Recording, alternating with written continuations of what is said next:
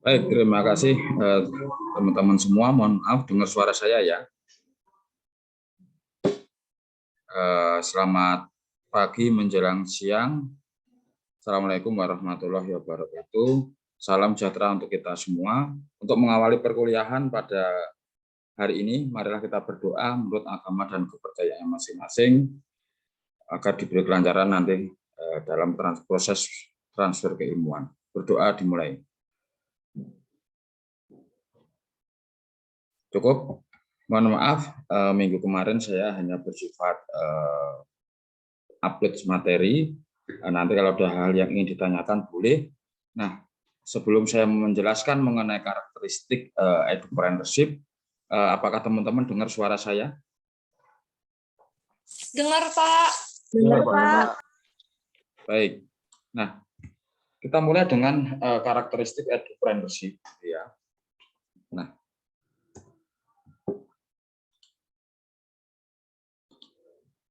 Nah, ini adalah karakter atau perilaku entrepreneur. Nah, ini sambil ambil dari Oxford Project tahun 2012, di mana karakter atau perilaku entrepreneur adalah boleh mahasiswa, kalau entrepreneurship itu bidang usahanya atau kewirausahaannya, kalau entrepreneur ini lebih mengarah ke orangnya. Jadi ini adalah karakter atau perilaku pengusaha, atau mungkin kalau teman-teman sebagai mahasiswa, sebagai pengusaha itu disebut dengan entrepreneur, gitu ya.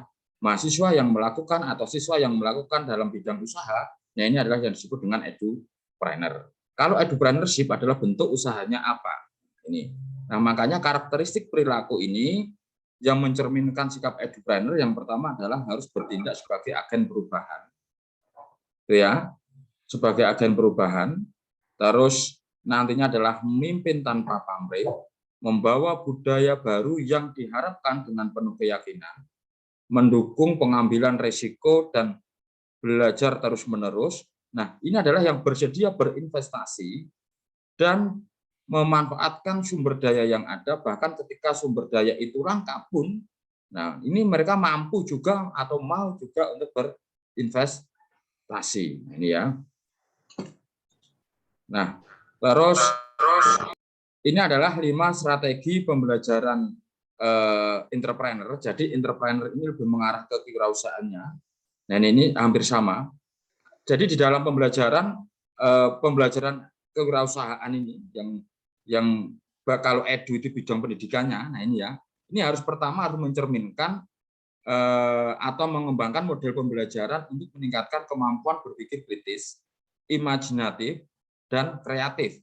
Yang kedua adalah pengalaman wirausaha dalam bidang pendidikan yang relevan. Nah, nanti akan saya kasih contoh apa sih bidang usaha yang nantinya bisa dikembangkan di dalam pendidikan atau bidang pendidikan. Mahasiswa pun mampu, mahasiswa pun juga nanti dapat mengembangkan bentuk-bentuk wirausaha yang sesuai dengan bidangnya. Seperti itu. Ada spot entrepreneur juga di bidang olahraga juga, gitu ya. Nah, di sini juga kalau teman-teman lihat, pembelajaran ini juga dirancang dan dikondisikan untuk belajar melalui kondisi di disequilibrium atau keseimbangan dalam bentuk simulasi dan praktek. Ini ya, diseimbangkan. Ada teorinya juga ada, prakteknya juga ada. Ini ya. Nah, melatih kerjasama dan kompetisi. Nah, ini yang terpenting adalah teman-teman harus mampu bekerja sama. Dibiasakan jangan sampai teman-teman ini nanti bersifat individual, tetapi kerjasama ini bisa dengan partner kerja, atau partner, atau orang, atau teman, atau praktisi yang nanti mampu melatih teman-teman, mengasih informasi teman-teman semuanya, bentuk usahanya bagaimana, dan memonitoring, memotivasi juga, itu yang terpenting adalah motivasi, dan melihat kompetisi yang ada. Seperti itu. Nah, yang selanjutnya adalah terlibat kehidupan kewirausahaan secara nyata di masyarakat dengan fokus usaha bidang yang relevan dengan pendidikan. Nah, ini adalah konteks di mahasiswanya. Ini. Nah, apakah teman-teman masih ingat handphone merek Nokia? Masih ingat nggak? Masih ingat nggak handphone merek Nokia? Masih, Pak. Nah, coba bayangkan yang Pak. itu luar biasa pada waktu itu tahun 2000 sampai tahun sebelum ada BlackBerry ya. Nah, ini tahun 2010, 2011 itu masih eksis Nokia itu. Nah, tetapi ketika ada Android kurang lebih itu tahun 2012 itu masih ICS ya. Nah, itu waktu itu. Nah, dan 2013 langsung Android itu juga menggandeng ada BBM juga aplikasi. Nokia tidak mau. Nokia mempertahankan aplikasi-aplikasi itu tapi tidak mengikuti tren. Nah, sehingga bisa dikatakan bahwa kegagalan Nokia ini berasal dari penolakan perusahaan untuk berubah ke era yang baru. Dia tidak mampu merespon perubahan. Saat ini kan kita kan berpikir pragmatis bahwa dari handphone dulu dari BBM yang bisa hanya BBM saja, terus Android sekarang bisa dulu waktu itu ada bisa BBM-an, terus bisa WhatsApp gitu ya. Nah, sekarang dari Android ini banyak sekali. Smartphone ini langsung pakai satu HP pun multifungsi. Nah, inilah yang dibutuhkan saat ini masyarakat. Karena masyarakat saat ini juga membutuhkan perubahan hal yang baru, yang simpel. Tapi waktu itu Nokia menolak. Nah, akhirnya saham dari penjualannya jatuh sampai saat ini bangkrut gitu ya. Itu. Nah, kalau kita lihat seperti itu. Intinya adalah kalau kita mau melakukan suatu usaha dalam pendidikan, kita harus mengejar ke era yang baru. Dan kita harus mampu merespon semua perubahan. Kalau kita lihat, teman-teman semua saat ini adalah kalau kita mau berbisnis di bidang dunia, khususnya bidang pendidikan, kita lihat yang mampu meresponnya adalah ruang guru. Ruang guru. Nah, kalau di kita, kalau syukur-syukur kalau bisa teman-teman bisa membuat privat. Nah, ini ya. Nah, atau aplikasi yang bisa mendukung itu privat itu. Nah, sehingga teman-teman mampu nantinya juga mengakomodir masyarakat yang bisa saya katakan bahwa saat ini sudah males nih kita mau misalkan hujan.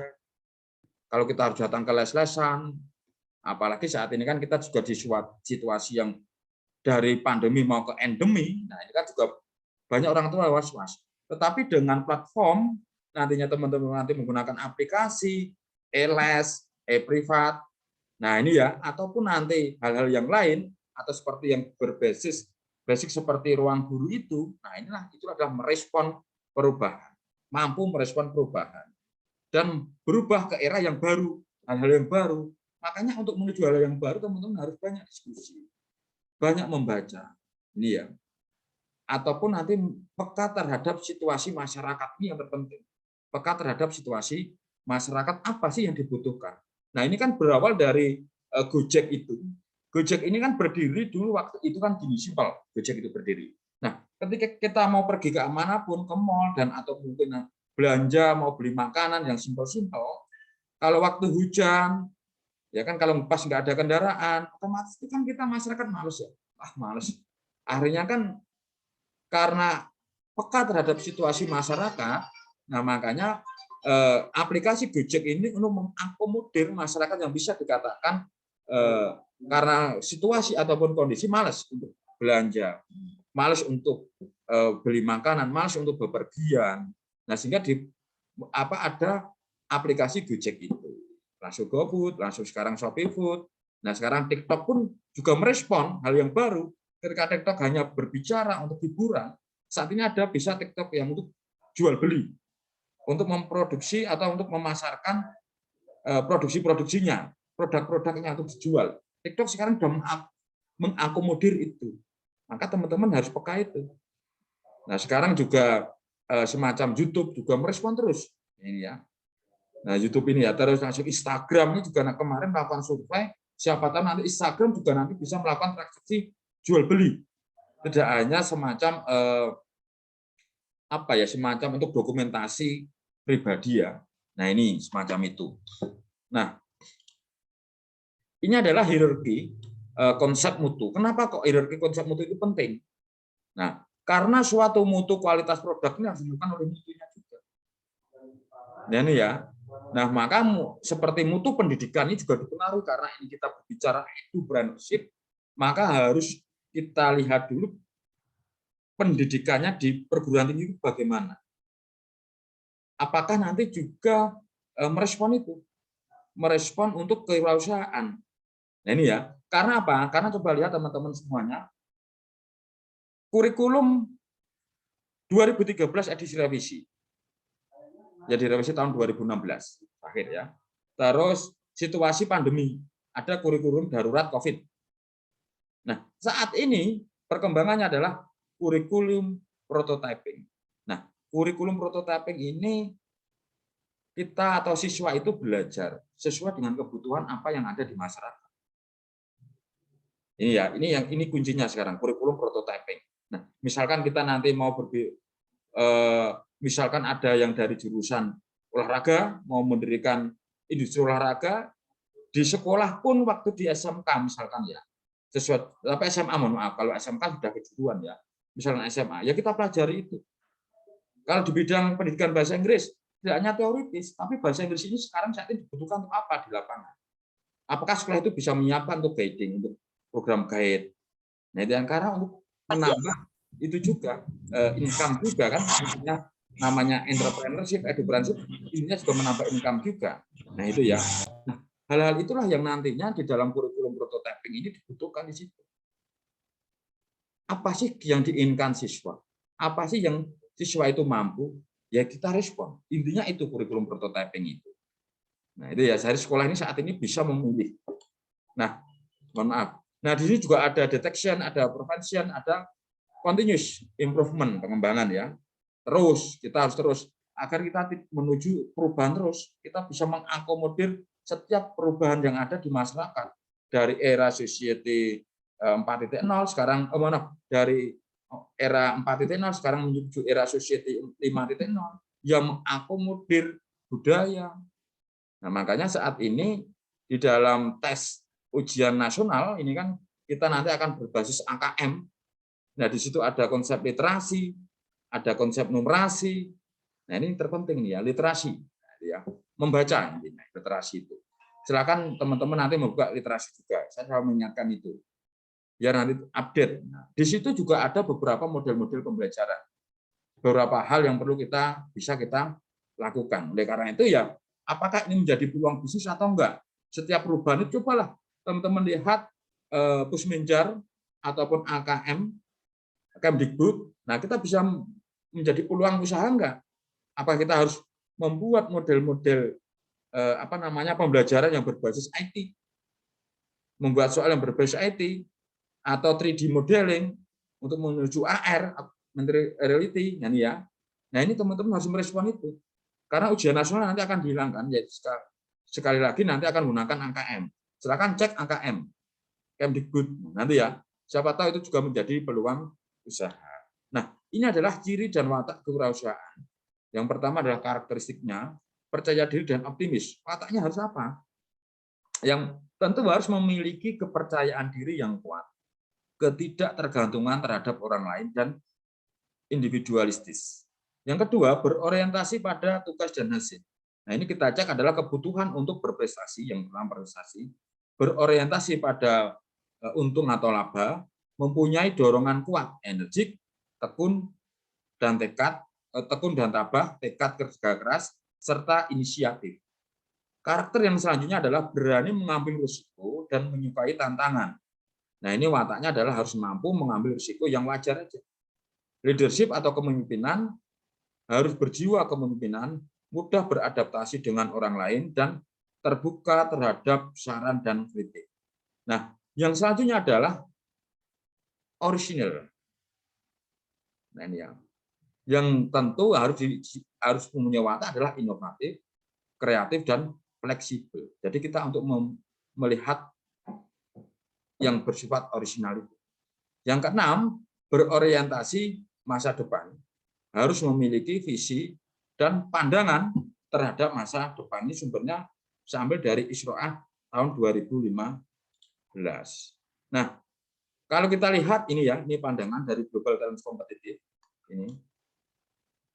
Ini kita lihat Competitive Index atau GTCI. Nah, beberapa aspek bidang pendidikan yang dijadikan skor penilaian. Yang pertama adalah pendidikan formalnya bagaimana, pendidikan vokasinya bagaimana, literasi, sekali lagi ini kita lihat literasi baca, tulis hitung bagaimana, literasi numerasi ya, peringkat internasional university-nya bagaimana, jurnal ilmiahnya bagaimana, mahasiswa internasionalnya bagaimana, relevansi pendidikan dengan dunia bisnis bagaimana, jumlah lulusan, teknisi, dan peneliti, hingga hasil riset dan jurnal ilmiah. Ini adalah indikator-indikatornya. Dan Indonesia ini ternyata tidak juga cukup bagus. Indonesia peringkat 9 negara Asia dengan indikator ini.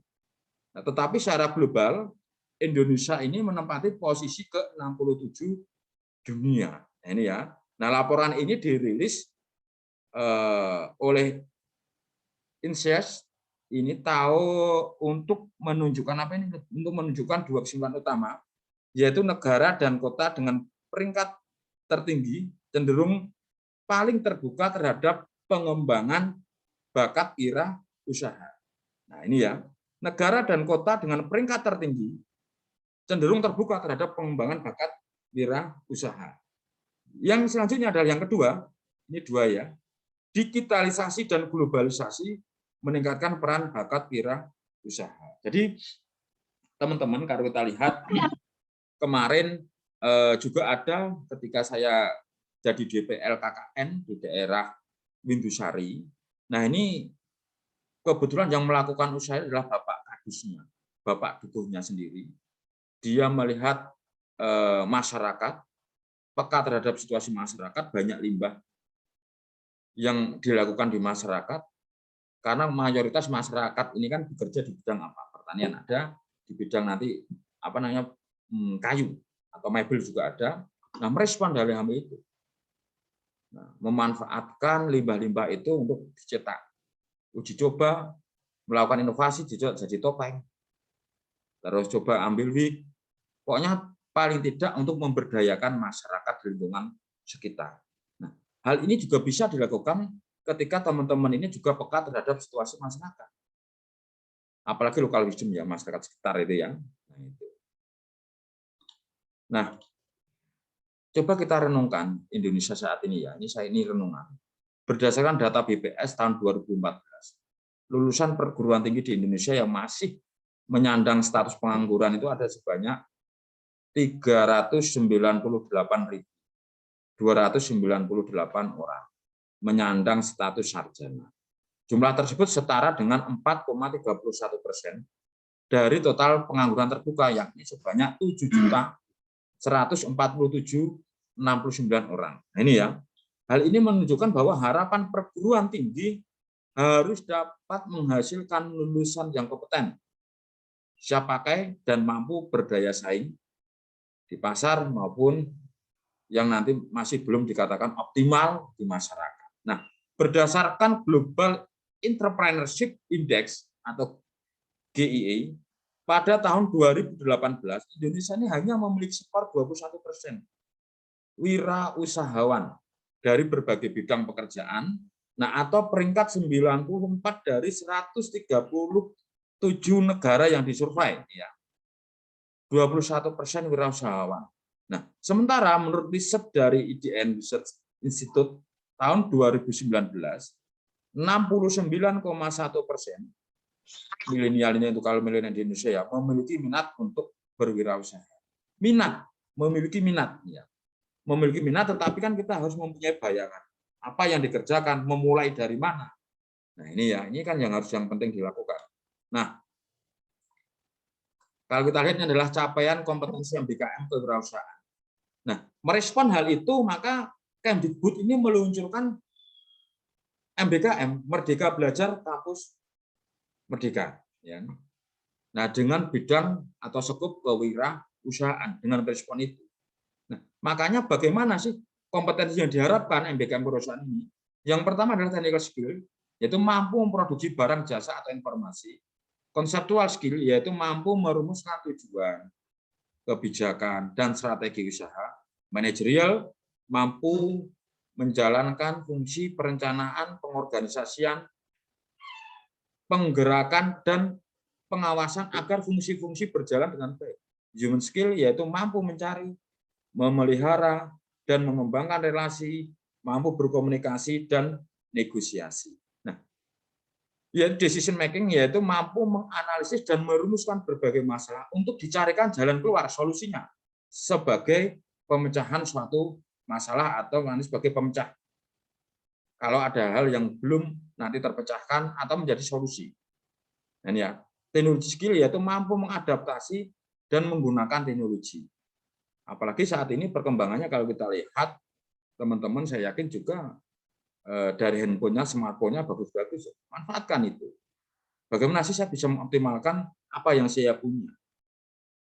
Apakah saya bisa menghasilkan income tambahan dari situ? Apa yang kita punya itu? Nah, kita manfaatkan aja teknologi. Dan tentu harus dijiwai atau dipahami juga ilmu-ilmu marketingnya, yaitu mampu menemukan pasar atau pelanggan serta mampu menentukan harga yang tepat. Dan ya, kalau masalah finansial, yaitu mampu memperoleh sumber dana. Nah, ini kan kalau masalah sumber dana ini kan nanti diimbangi dengan kerjasama tadi. Kerjasama itu yang penting. Apakah nanti kita hanya bersifat dropship ataukah nanti reseller, bagaimana, apakah nanti uang atau nanti tempo dan sebagainya, itu tergantung negosiasi lobby-lobby dalam bentuk kerjasama dengan rekan kerja atau rekan partner dalam hal berbisnis. Dan inisiatif dan enterprise skill yaitu mampu untuk memulai dan menindaklanjuti sesuatu rencana dan usaha dengan penuh semangat dan tekad yang kuat. Ini memiliki atau menunjukkan inisiatif, kreatif, dan inovatif. Yang selanjutnya adalah kemampuan mengatur waktu. Kadang-kadang kita mengalami kebosanan. Kalau pas kita mungkin penghasilannya turun, belum ada ini, kita kadang-kadang, aduh males lah, percuma buang-buang waktu, coba cari yang lain. Nah, ini sebenarnya tidak. Kita harus bersifat pantang menyerah. Dan tentu yang dalam edupreneurship ini yang terpenting adalah inovatif dan kreatif. Kita harus berinovasi terus. Apa sih yang tidak bisa, apa sih yang kekurangan dari produk ini? Inovasi terus. Apakah dari segi pemasarannya, apakah nanti ada kekurangan dalam ini, terus berinovasi. Seperti itu. Nah ini, ini kalau kita lihat ya, internet marketing soft skill. Nah ini soft skill ini bisa dikatakan merupakan sekelompok sifat kepribadian ataupun kemampuan yang diperlukan seseorang agar secara efektif dapat bekerja di tempat kerja dan meningkatkan diri, sampai dari ini. Nah, kalau marketing ini penting marketing ya, suatu fungsi organisasi dan serangkaian proses untuk menciptakan, mengkomunikasikan, dan memberikan nilai kepada pelanggan dan untuk mengelola hubungan pelanggan dengan cara yang menguntungkan organisasi dan pemangku kepentingan partner dan kaler. Ini saya sumbernya dari sini. Ini ya. Nah, kalau yang lainnya, ini kalau lihat, internet marketing soft skill ini adalah kemampuan yang diperlukan pada kompetensi dalam e-commerce dengan kepentingan khusus oleh marketer, yaitu strategi proses pembuatannya bagaimana, pendistribusiannya bagaimana, promosinya yang terpenting, dan penetapan harga barang dan jasa kepada pangsa pasar melalui internet atau melalui digital lainnya. Seperti ini ya, ini menurut Burns dan Kurz. Nah, inilah yang terpenting kalau kita menggunakan marketing internet skill, apalagi sekarang kita bersifat banyak yang punya HP untuk kuliah, untuk komunikasi, manfaatkan itu. Nah, itu ya. Nah, ini contoh-contoh pengembangan edupreneur program dan kemampuan internet mahasiswa. Nah, ini ya, bisa ambil dari ini. Nah, ini ada berbagai macam. Ada yang salah satunya ini kalau saya contohkan ada Mas Digital Product. Jadi mereka membuat katalog itu juga menawar-nawarkan produk digital yang bisa saya katakan itu membantu. Apakah nanti online, apakah tidak, bagaimana untuk promosinya, ataupun nanti ketika nanti banyak mahasiswa yang sudah melari ke digital, tugas akhirnya, nah kita bisa membuatkan produk-produk secara profesional. Nah ini ya, apakah nanti kita merespon AKM? Di situ ada literasi, numerasi. Silakan baca itu AKM. Nah itu ya, itu banyak AKM melalui Pusmenjar itu. Nah ini. Nah kerjasamanya kalau kita lihat ini yang terpenting. Nah tugasnya adalah carilah artikel yang memuat pentingnya kerjasama dalam mengembangkan edupreneurship. Nah yang selanjutnya adalah buatlah mini research tentang bentuk-bentuk edupreneurship yang dibutuhkan masyarakat saat ini. Yang maksudnya mini riset itu silakan teman-teman melakukan survei. Ya kan? Teman-teman bertanya, wawancara, observasi. Kira-kira apa sih yang dibutuhkan saat ini? Yang berbau edupreneurship yang dibutuhkan masyarakat saat ini. Nah, itu ya. Itu dari saya. Ada yang ingin ditanyakan, silakan boleh bertanya.